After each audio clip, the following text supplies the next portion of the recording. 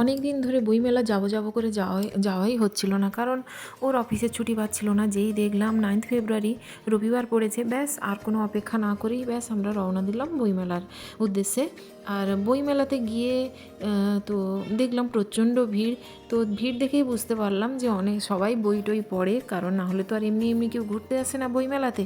তো আমি তো ভীষণভাবে বই পড়তে ভালোবাসি। যাই হোক, চলো তোমাদের সঙ্গে ভিডিওটা শেয়ার করি। দেখো সকালে কি করেছি, ডাল, আলু মাখা ভাত আর একটু আচার দিয়ে আমরা তিনজনেই খাওয়া দাওয়া করে নিয়েছি। এমনিতেও আমাদের আগের দিন শনিবার আমাদের একাদশী ছিল, আর একাদশীর আগের দিন পরের দিন তো নিরাম খেতেই হয়, বাইরে কোনো কিছু তো খেতেই পারবো না। তাই জন্য ভাবলাম 12টা-1টার দিকে বেরোবো, একটু ভাত খেয়ে যাবো, ব্যাস বাইরে কিছু হালকা ভেজ টিফিন খেয়ে নিলেই হয়ে যাবে। তো এমনিতে আমি মেকআপ করি না, আমি সিম্পল আমার একটা অ্যামোয়ের একটা সানস্ক্রিন আছে, ওটা জাস্ট একটু মুখে লাগিয়ে নিলেই মেকআপের বেস মেকআপটাই হয়ে যায়।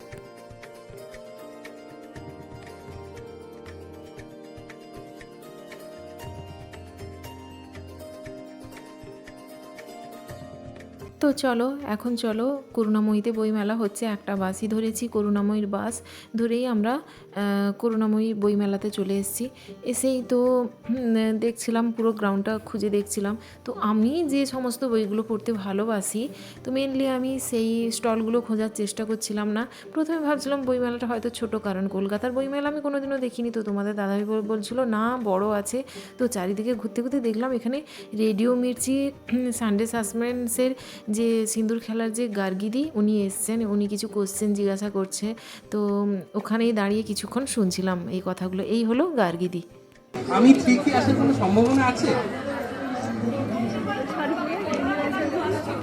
আচ্ছা আচ্ছা, আমি থ্রির কথা বলতে পারবো না, তবে নইতো ব্যাপার কি জানেন, খারাপ লাগে কখন যদি কাউকে সকালবেলা উঠে ভাবতে হয় আজকে কি করবো।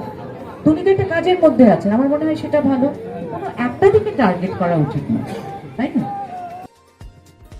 আর এই দিকটা বসেছে গিল্ডের অডিটোরিয়াম। এই অডিটোরিয়ামে অনেকে স্পিচ দিচ্ছিল, তো আমরা অনেকক্ষণই দাঁড়িয়েছিলাম, দাঁড়িয়ে শুনছিলাম। তারপর এখানে দেখো এই সময়ের যে পত্রিকা আছে, এটার স্টল আজকাল আছে। পুরো বইমেলাটা ঘুরিয়ে দেখাতে গেলে ব্যাস তাহলে তার বাড়ি আসতেই হবে না। তবে এই সময় এরা কি করছে, কিছু পাবলিককে ডাকছে, ডেকে ওনাকে টপিক দিয়ে বলছে কিছু না কিছু বলতে। আর এইখানে প্রচুর খাবারের স্টল বসেছে, ভেজ নন ভেজ সমস্ত কিছু। আমরা তো এখানে মিষ্টিও খেয়েছি। তারপর এখান থেকে বেরিয়ে তোমাদেরকে দেখাবো কিছু, এখানে বসেছে জার্মানের স্টল। তবে এই জার্মানির স্টলের ভেতরে অডিটোরিয়াম আছে। তো চলো তোমাদেরকে ভেতরে নিয়ে যাই।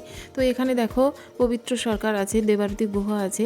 ইনারা বিভিন্ন রকম টপিক নিয়ে কথা বলছেন, যেমন এই মুহূর্তে কথা হচ্ছে এপার বাংলা ওপার বাংলা, দুই পারের বাংলা ভাষা নিয়ে। কিছুক্ষণ শুনছিলাম, ভালোও লাগছিল, তারপর বেরিয়ে চলে এসেছিলাম। চলো তোমাদেরকে এখন নিয়ে যাব ইউএসএ আর হচ্ছে পেরুতে। চলো ভেতরটা থেকে তোমাদেরকে ঘুরিয়ে নিয়ে আসি।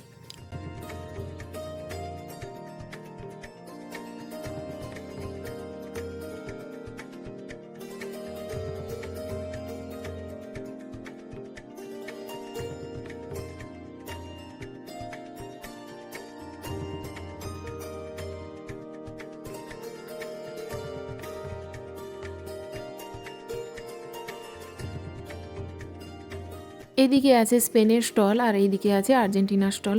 সমস্ত ইন্টারন্যাশনাল স্টলগুলো ঘুরে দেখতে গেলে আমি যে লিস্টগুলো করে নিয়ে এসেছি যে বইগুলো কিনবো বলে, তাহলে তো সেগুলো কেনাই হবে না।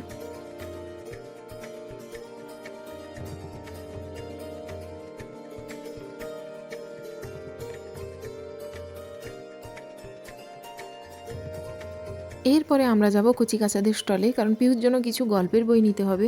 তো কিছু আমি বাংলার গল্প বই নিয়েছি, পুরাণের গল্প নিয়েছি, পিহুর জন্য অনেকগুলো বই নিয়েছি। আর কিছু ইংলিশের যে স্টোরি বুকগুলো হয় যেমন ডিজনির, তবে ডিজনির যে স্টোরি বুকগুলো আছে এগুলো এত দাম, 700-800 টাকার দাম। এইটা আমার খুবই ভালো লেগেছে, এটাও নিয়েছি। আর ফেয়ারি স্টোরিজ আছে, এটার দাম প্রচণ্ড বলে তাই জন্য এটা আর নিইনি।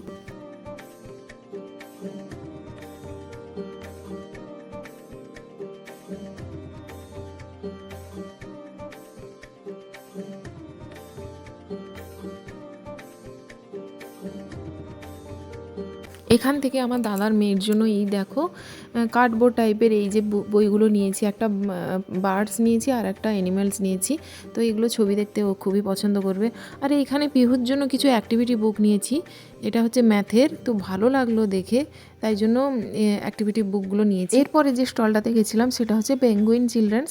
তবে এখানে পেপা পিগের প্রচণ্ড মানে কি স্টক ছিল। আমার তো পেপা পিগের কিছু বই নেওয়ার ইচ্ছা ছিল, কিন্তু অসম্ভব দাম বলছিল, 1000 টাকা 800 টাকা করে দাম বলছিল। যাই হোক ওখান থেকে নিয়ে নিই, কিছু অ্যাক্টিভিটি ওইখান থেকে নিয়েছিলাম, নিয়ে জাস্ট বেরিয়ে চলে এসেছি।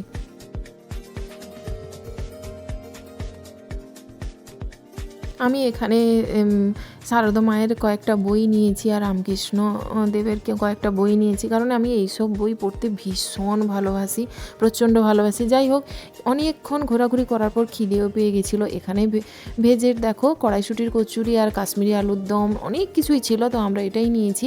আর একটা পাটিসাপটা নিয়েছি, ক্ষীরের পাটিসাপটা। এটা খেতে এতটা ভালো লেগেছিলো, মানে কি বলবো, মনে হচ্ছিলো আর একটা প্লেট নিয়ে গিয়ে খাই, কিন্তু আমাদের স্টলগুলোকে ঘুরে ঘুরে দেখতে হবে, তাই জন্য আর নিয়ে আসিনি। ওইটা খাওয়া দাওয়ার পরে তারপর ব্যাস আমরা দুজন জাস্ট স্পেশাল চা অর্ডার দিয়েছিলাম। ওই চাটা খেয়ে আবার আমরা স্টলগুলো ঘুরতে লাগলাম।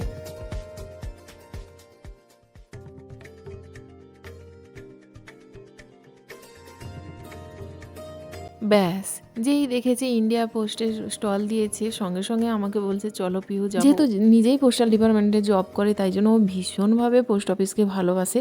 তো ওখানে গেল, গিয়ে কি কথা বলতে বললো আমি জানি না, জাস্ট একটুখানি থেকেই তারপর বেরিয়ে চলে এসছে। তারপর এখানে দেখলাম কিছু জুটের কিছু ব্যাগ বিক্রি হচ্ছে, ব্যাগের স্টল দিয়েছে। তো এখান থেকে আমি জাস্ট এই দুটো ব্যাগ আমার পছন্দ হলো, তো তোমাদের দাদাভাইকে বললাম কোনটা পছন্দ, ওর তো এই গ্রিন কালারটা ভীষণ পছন্দ হয়েছে। এখান থেকে ব্যাগ নিয়ে জাস্ট বেরিয়ে যাব বাড়ির জন্য, কারণ এখন প্রায় বেজে গেছে প্রায় 7টা 7:30 মতো।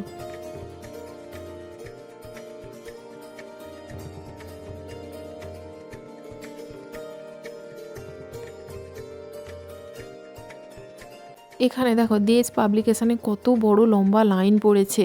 ভাবছিলাম ঢুকবো, কিন্তু লাইন দিয়ে ঢুকতে গেলে আমাদের আর বাড়ি ফিরতে হবে না, তাই জন্য আর যাইনি। তবে জানো তো এখানে ইসকন থেকেও একটা স্টল দিয়েছে, আমরা যদিও কিছু নিইনি, তো আমরা ঘুরে দেখলাম। তারপরে এই স্টলটাতে গিয়ে আমি কিছু অতুল প্রসাদ, দ্বিজেন্দ্র গীতির কিছু লোকগীতি, আমি প্রায় অনেকগুলো বই এখান থেকে কিনলাম।